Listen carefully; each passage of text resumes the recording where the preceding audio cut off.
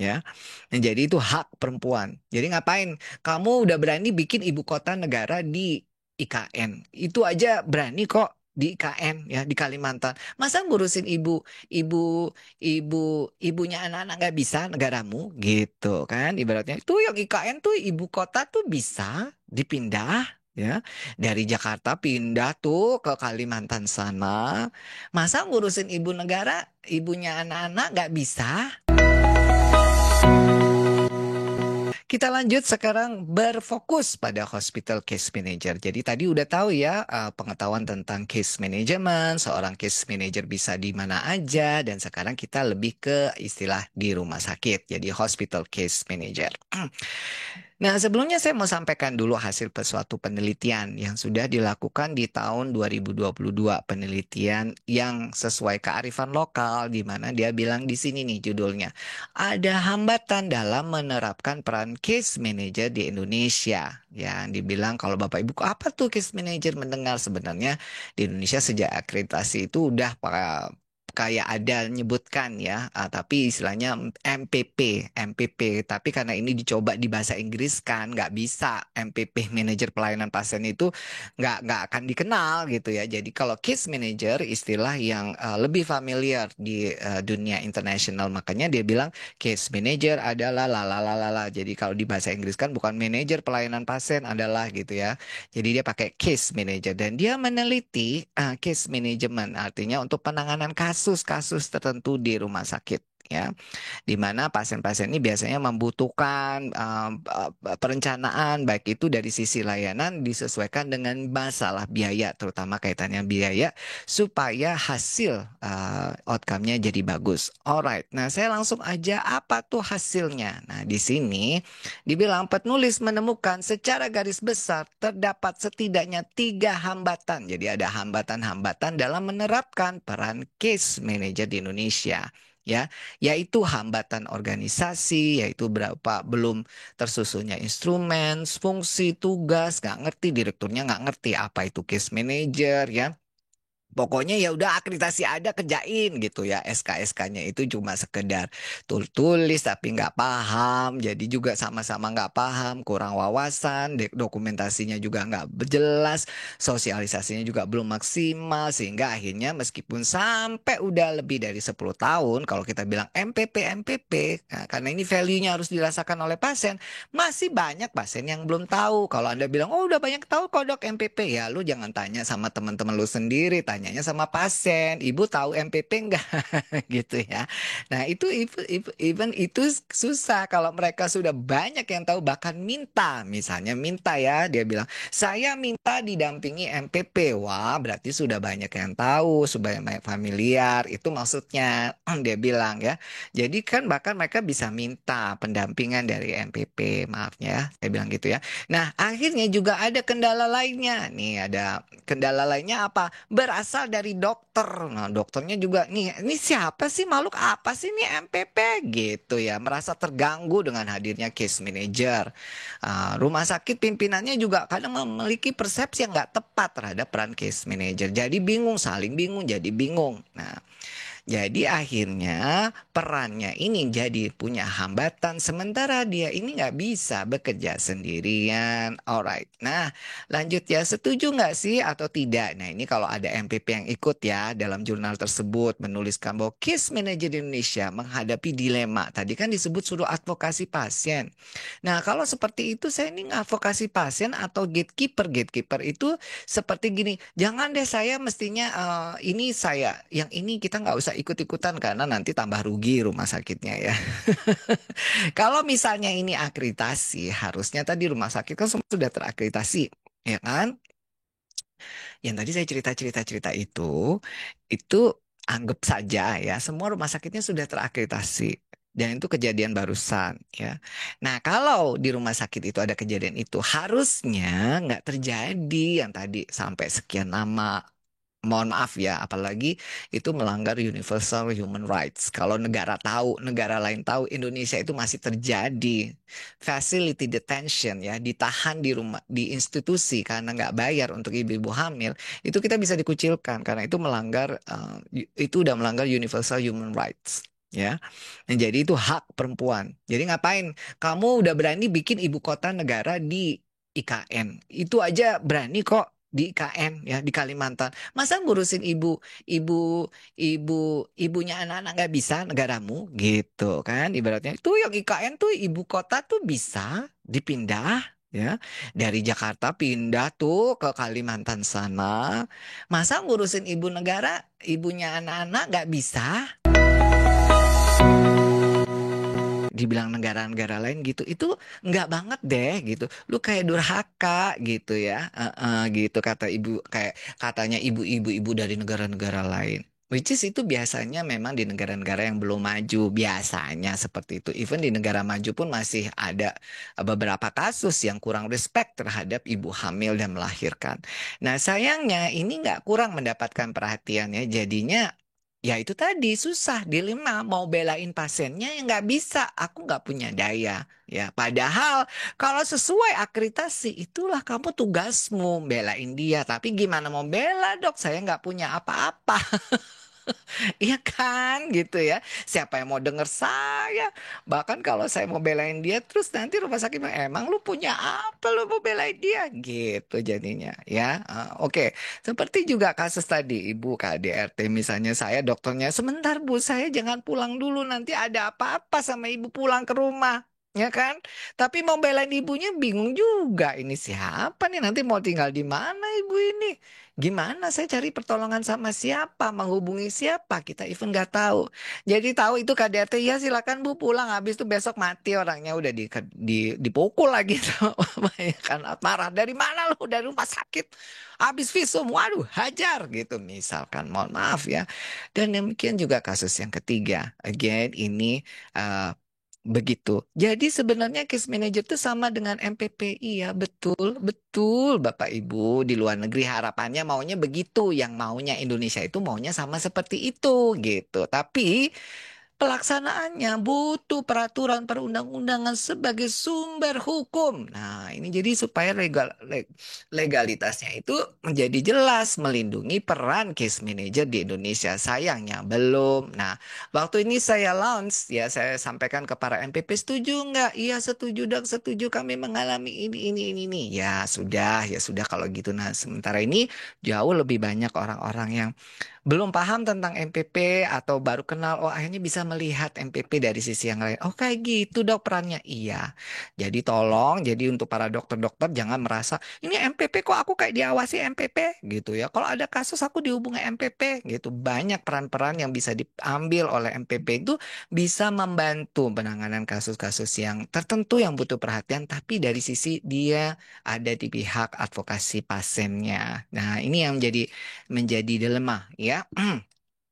Nah, alright berikutnya ya. Risk management. Jadi kalau rumah sakit itu harus sekarang ini ya untuk melakukan pelayanan yang berpusat pada pasien, patient center care. Di mana setiap pelayanan patient center care itu intinya tujuan utamanya rumah sakit itu wajib memberikan pelayanan yang berpusat pada keselamatan pasien. Nggak boleh nggak wajib, nggak harus wajib karena sesuai dengan janji kita first primum non nocere. Nah, dok, iya dok, kita wajib keselamatan pasien, fokus, betul.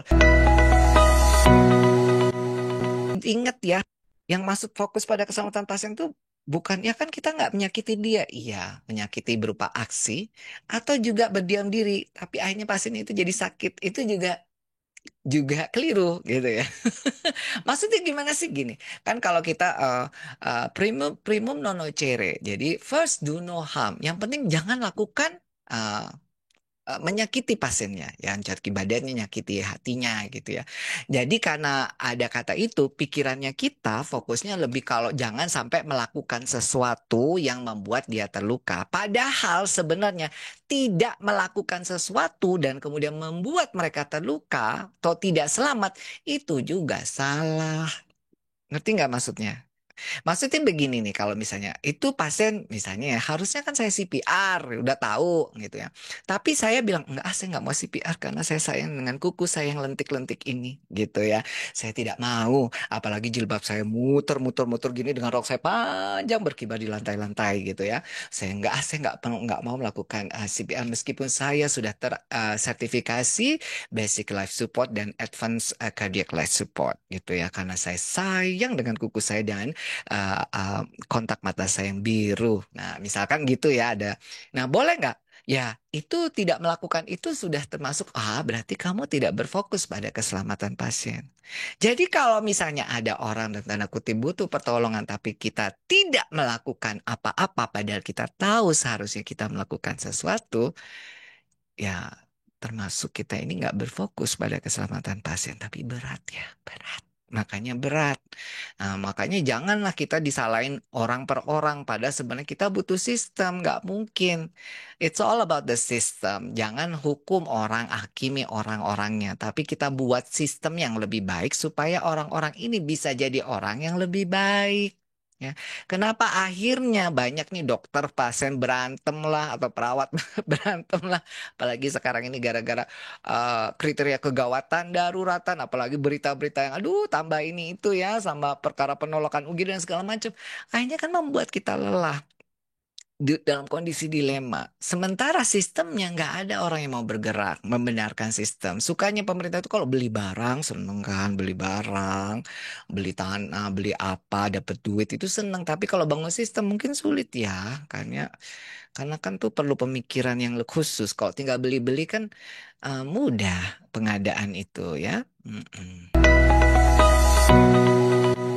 Ya wajib, dia juga harus compliant terhadap semua peraturan. Apapun peraturan, termasuk peraturan internal yang ada di rumah sakit, termasuk peraturan SPO, standar prosedur operasional. Supaya nanti kalau ada yang merasa dirugikan dan minta pertanggungjawaban seperti tuntutan hukum baik pidana, perdata maupun di majelis disiplin profesi, kita ini kuat. Ya, kita kuat secara hukum terlindungi. Nah, ini dibawa ke sini. Nah, ada hal-hal tertentu yang kita perlu manajemen resiko. Resiko apa? Ya, resiko dari yang bikin rumah sakitnya itu jadi image-nya jelek, rumah sakit yang jadi bangkrut, resiko rumah sakitnya itu bikin kesalahan, resiko bikin terjadi sentinel. Nah, itu ada suatu kerjaan khusus namanya manajemen resiko. Nah, dalam resiko-resiko itu sebenarnya kalau dibilang kita harus taat peraturan, maka kalau kita mau case management di Indonesia, ya, case management di Indonesia di rumah sakit, Anda harus lihat peraturan dulu. Makanya ada regulasi nih. Karena siapapun yang memberikan layanan, kalau nanti diminta pertanggungjawaban, pasti diminta ini. Mana prosedurnya? Sama seperti kita bilang, sudah sesuai prosedur kok.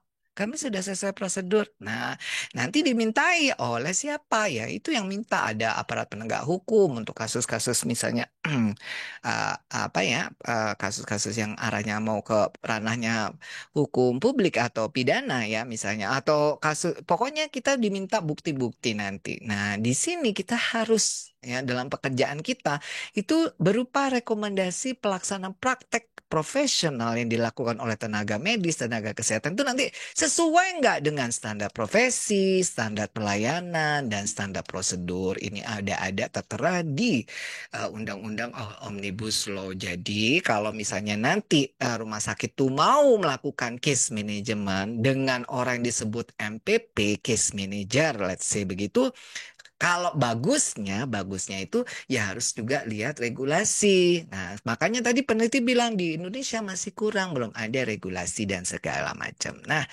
ini sekarang kita bahas satu-satu dulu ya, Bapak Ibu nanti supaya paham case manager. Karena kalau nggak ada regulasi, nanti yang ada role ambiguity, ambiguitas peran, kasihan orangnya. Orang yang disuruh jadi MPP atau case manager ya. Karena apa? Ada role ambiguity itu karena nggak jelas perannya, nggak pasti, nggak sulit diprediksi.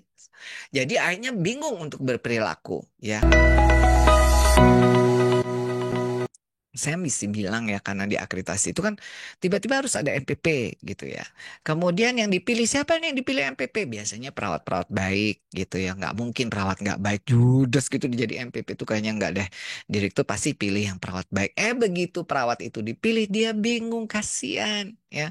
Sementara kan kita itu kalau udah biasa baik pengennya kan terus dianggap baik, pengen kerja baik gitu ya. Karena kalau bingung nanti kasihan orangnya ya itu nanti akan mengalami kepuasan kerjanya turun, performance pressure, jadi tekanan turun, apalagi gini, mana evaluasinya, kerjaanmu mana gitu ya, workload pressure, jadi dia bilang, kayaknya udah jamnya pulang, belum tuh kerjaan pasien masih belum beres itu, masih ada kasus gini-gini, padahal Anda merasa ini gimana sih, kok kamu bisa, ini tugasnya MPP, padahal bukan ya, kemudian hubungan sama orang itu jadi bingung, dan kemudian juga jadi stres di pekerjaan ya. Sayangnya kalau ada peran-peran yang tidak jelas ini akan mengalami ini semua.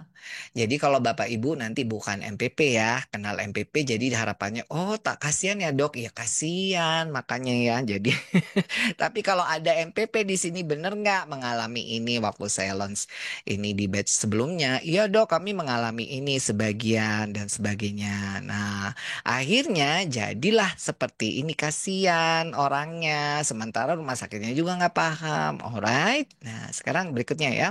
Kalau MPP itu nggak mampu mengenali diri sendiri, gimana profesional pemberi asuhan juga akan mengenali Anda. Sementara MPP-nya sendiri nggak ngerti ini kerjaan apa gitu ya. Ini apa? Jadi motivasinya kurang, nggak jelas, tambah nggak jelas. Jadi loyalitasnya jadi kurang. Ada beberapa yang malah, loh kok aku dipilih jadi MPP, jadi kesel gini-gini, aku jadi bingung gitu ya. Stres. Saya pernah ketemu tuh MPP tuh stres, pucat gitu.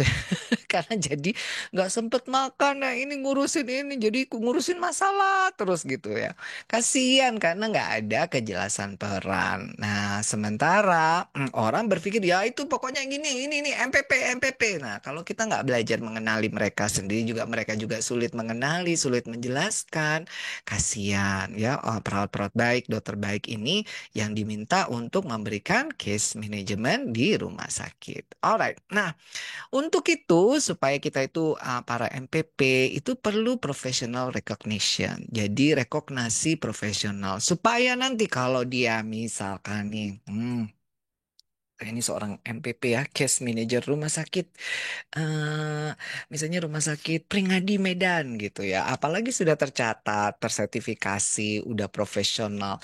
Jadi kalau ada kasus-kasus gitu, saya bisa akses ke wali kotanya langsung. Misalnya, Pak, ini begini, begini, begini, gimana? Nah gitu. Jadi karena apa? Udah di profesional, saya sudah tercatat di wilayahnya itu tercatat memang ngurusi penanganan kasus-kasus seperti itu. Jadi kalau misalnya Pak ini ke lurah ke mana punya akses ke dinas mana ini yang bekerja sama untuk urus itu kita udah punya nama. Jadi itu kan jadi udah direcognize. Jadi nggak begini, permisi Pak, maaf saya Ibu Dewi dari rumah sakit ini. Ada apa Mbak? Perlu apa kamu gitu? Ini loh Mbak, ini oh nggak anu telepon sana aja. Kayaknya bukan di sini. Nah nanti jadi gitu. Itu maksudnya ya. Tapi kalau kita sudah terrecognize bahkan ada kartu namanya ya case manager ini saya ini oh mereka oh jadi bahkan mereka itu udah ngerti ya oh ini arah orangnya ke sini jadi kalau ditelepon ini begitu tuh nyambung itulah yang namanya kolaborasi itu akan lebih mudah. Nah bahkan bisa ya untuk level tertentu standar maka perlu rumah sakit itu buka kalau lowongan tuh dibutuhkan seorang case manager atau seorang MPP. Nah itulah makanya sudah terrecognize jadi yang daftar juga bukan perawat yang abal-abal ya, udah memang MPP beneran itu maksudnya. Jadi kalau nggak diakui, ya susah untuk kerjasama, susah untuk bersikap profesional. Karena untuk bisa diakui pasti punya standar profesi dan sebagainya, ya. Alright, nah jadi penting sekali untuk professional recognition. Jadi makanya kalau kita misalnya ya ini penting ya case manager jadi seorang MPP ini untuk diakui ya dari profesional lainnya ya dokter spesialis dokter supaya si orang ini dapat respect sebagaimana kita respect dengan profesional lainnya juga supaya tumbuh saling percaya untuk kolaborasi dengan lebih baik ya misal nih kayak beberapa tuh case manager tuh perlu oh family meeting. dari hasil diskusi mungkin anamnesa keluarganya atau mungkin dari situasi selama perawatan di rumah sakit ditemukan ada kendala outcome-nya tidak sesuai hasil, misalkan oh ini perlu family meeting atau dia melihat ada ketidaksamaan pendapat opini masing-masing anggota keluarga, saya perlu family meeting dan kemudian saya mengajak dokternya segala macam. Jadi dapat respect gitu. Jadi kalau misalnya saya dok ini saya butuh family meeting untuk kasih solusi. Oh ya siap siap Ibu Dewi siap saya ini dan segala macam dokter punya ini. Jadi nggak berani menyampaikan opini, berani akhirnya lebih didengar. Jadi kita punya power yang memang dianggap cukup, dianggap sebagai seorang profesional yang memang perannya itu dibutuhkan. Itu maksudnya, ya. Nah, tanpa ada professional recognition, jadinya MPP ini nggak ada gaungnya, kurang bergaung. Nah, jadi pengakuan ini sebenarnya akan lebih mudah bila para MPP itu punya kompetensi, keahlian di bidangnya, punya prestasi, diakui dalam komunitas profesional tenaga kesehatan. Nah, jadi pengakuan ini juga bisa meningkatkan kepercayaan masyarakat dan komitmen layanan kualitas case manager sesuai standar etik dan profesi. Maksudnya apa dok punya prestasi? Kalau memang bisa berhasil menangani kasus-kasus itu, buatlah sebuah cerita, buatlah sebuah artikel, jadikanlah sebuah jurnal, kemudian studi kasus sampaikan, kemudian sebar misalnya, atau jadi cerita atau apapun gitu ya. Sekarang kan gini ya, udah apalagi udah zamannya media sosial ya. Sekarang ini melek. Kalau saya ini bukan generasi TikTok. Kan sekarang itu semua perawat UGD aja gini loh jadi perawat UGD gini gini gini ya. Gini loh jadi bidan begini begini atau gini loh jadi ini. Terus mana tuh yang ini loh MPP gitu loh. Apa prestasinya? Ayolah gitu ya. Mana nih tempat-tempat platform itu untuk bisa semakin dikenal gitu ya. Ya gimana dok ya? Makanya pikirkan. Nah, terus gimana? Nah, makanya kita perlu kerjasama. Keberhasilan rumah sakit itu menyelesaikan sebuah kasus ya, yang ini peran ini diambil diwakili oleh seorang MPP itu boleh diceritakan dan harusnya diceritakan dan sama-sama kerjasama antara sama rumah sakit satu sama lain bahkan MPP itu bisa oh ini punya level yang ini kasus yang simple ada yang kasus yang komprehensif lebih sulit itu MPP-nya udah lebih tinggi levelnya begitu. Bahkan beberapa di rumah sakit kalau di luar negeri, di swasta itu memang ada casnya kalau itu cas khusus untuk mereka-mereka tersebut gitu ya. Gajinya juga khusus gitu ya. Jadi itulah mengapa direcognize di dalam layanan kesehatan.